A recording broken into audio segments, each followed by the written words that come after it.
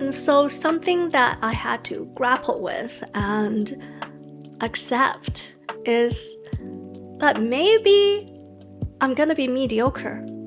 And that's okay. And that's horrifying for me to say out loud. Stepped away from corporate world, and what that's all gonna be like was back in, I think, January this year. And so it's been 6 months, and I figured I should give a life update because a lot has happened. One of those things where you have like so much going on, and then you don't even know where to start. I have plans now. Ooh. Turn around, Monstera. Yeah, this is my Monstera Thai constellation, and she is beautiful to work.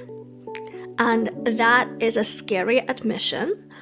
And if you've watched my video about the immigrant daughter syndrome, it's pretty much like the worst thing you can be, to be, well, unemployed and not a working, contributing member of society. I've been a full-time mom during this time, and I know that's a hard job. It's been a hard job for me to do.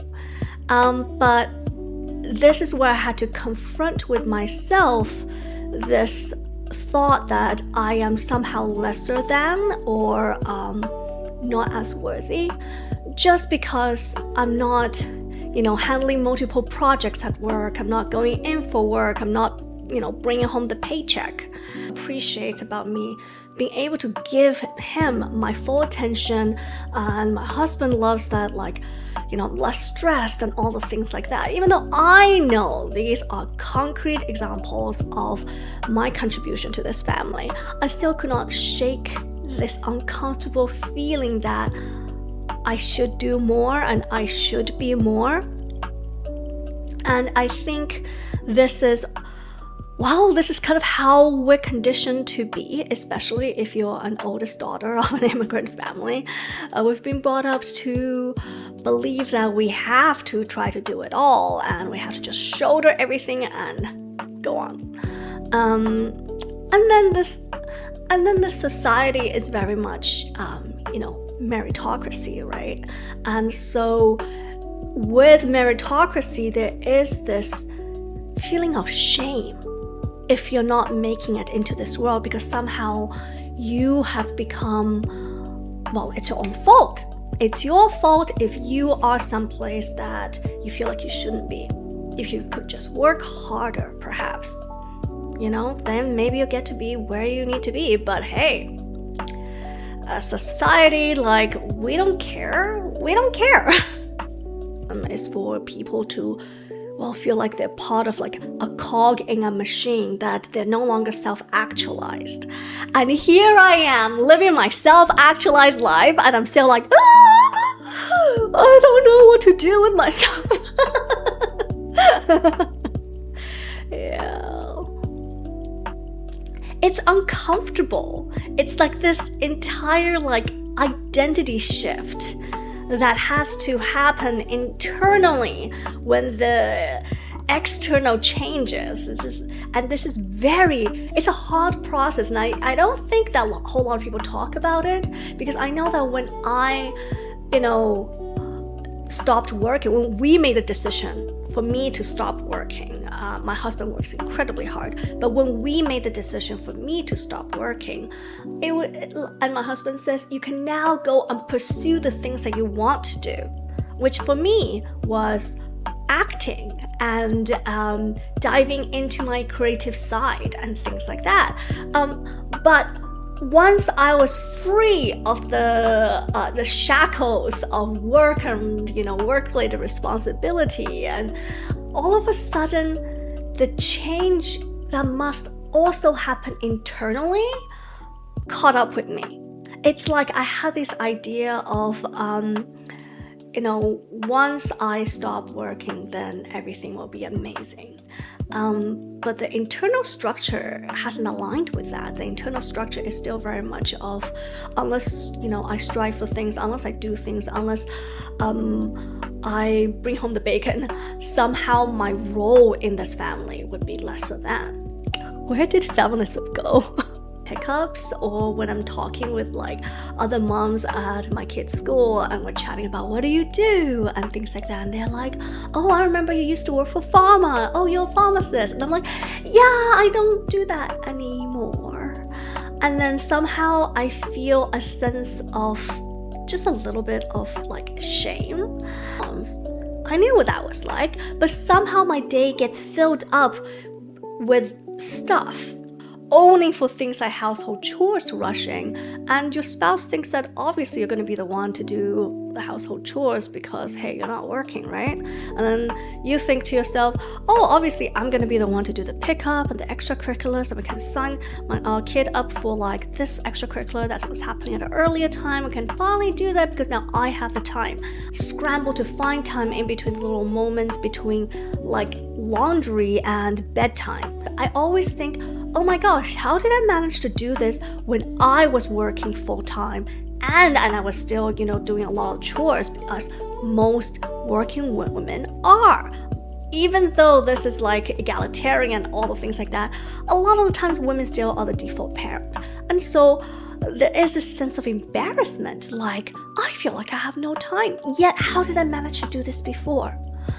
And then I was talking to another stay-at-home mom who also felt very much the same way, and she said that it almost feels like now that I am staying at home, the entire schedule of the house and the routine becomes such that it's impossible for me to go back to work.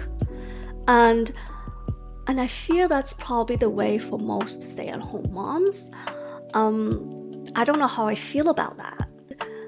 Accept is that maybe I'm gonna be mediocre, and that's okay, and that's horrifying for me to say out loud. But obviously, we're raised on this idea of that we have to be exceptional or die trying.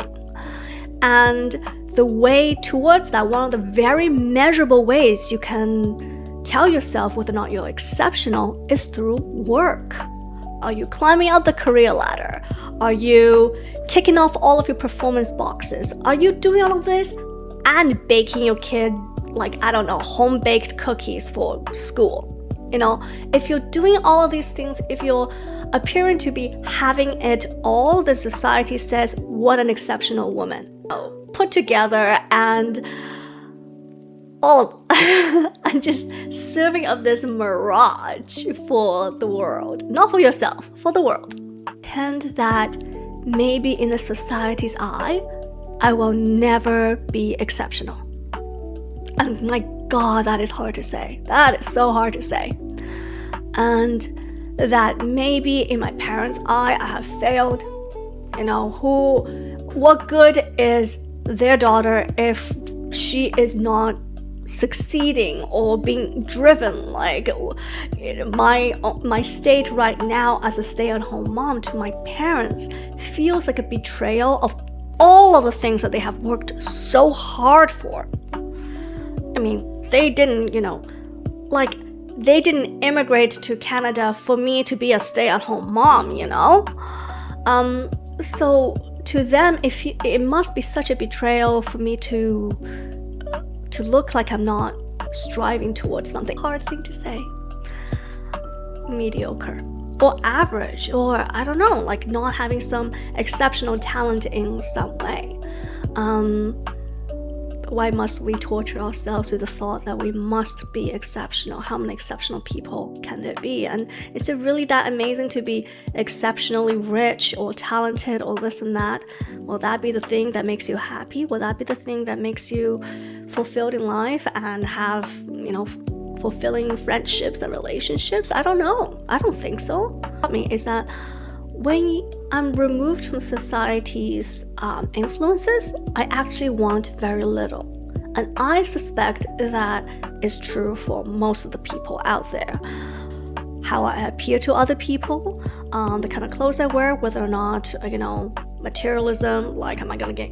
Like, I started caring less about that. I started becoming more okay with myself and just started sitting with who I am and how I am throughout the day.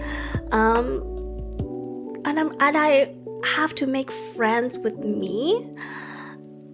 I find that there's not very much that I want in this life, that I can be satisfied and be happy with a single moment, like little grains of sand that you collect into a jar, and then there may be very small moments, but all of a sudden you look at your jar and it's all filled up. And plants, oh my god, plants have taught me so much. Plants have taught me to be patient, because I have been waiting for this leaf. Not this one died. This one over here, this leaf, can you see it? Yeah, I've been waiting for this one to grow for ages.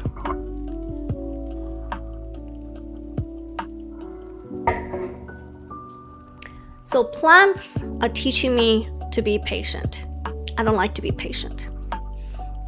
Plants are also telling me that most of the time change is gradual. You're not gonna all of a sudden see it. The change doesn't come all of a sudden, like it's not a miracle. But one day you look around and your plant have sprouted another leaf and they have roots poking through, so a lot of the work has been done underneath. 6 months has been hard, and it has also been really exhilarating, like finding parts of myself that I thought I had forgotten. I had been acting, I had been creating little shorts about being a pharmacist, things I didn't have the creative energy for. And it's also been hard in a way that's unexpected. I had to contend with my internal misogyny and my internal thoughts of where my place is in this world and what my self-worth is. Ideas of perfectionism. I have an update, prior to another 6 months, but we'll see.